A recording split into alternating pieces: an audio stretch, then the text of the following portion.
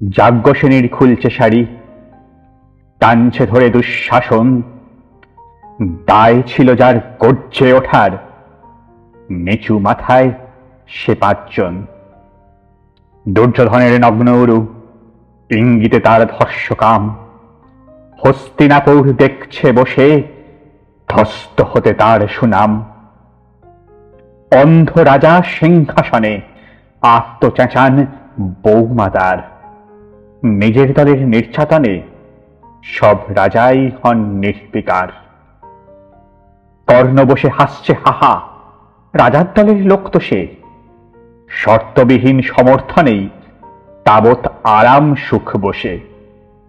ভীষ্ম, দ্রোণ, কৃপ, নীরব সরকারি লোক হাজার হোক, রাজার কথাই তোমার কথা, তুমি যখন রাজার লোক। খল শকুনি দেখছে সবই, বস্তুত সে ধ্বংস চায়। ঘরের মাটি লাল হয়ে যাক দেশ বিভাগের যন্ত্রণায়।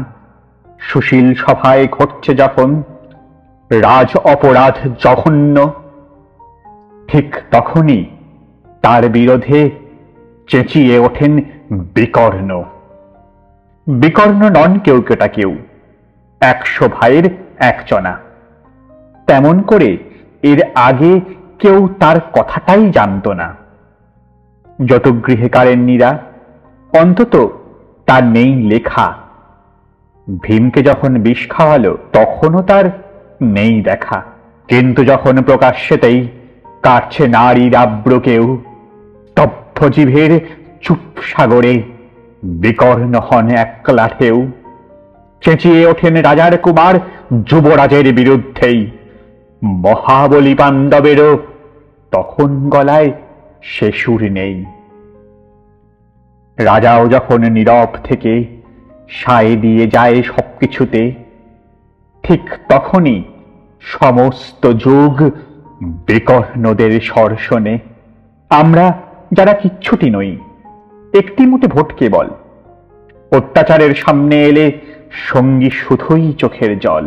পোষ্যভাবে যাবনা চেবাই অন্ধ এবং নিকর্ণ। প্রার্থনা থাক আমরা যেন একবার হই বিকর্ণ। প্রার্থনা থাক আমরা যেন একবার হই বিকর্ণ।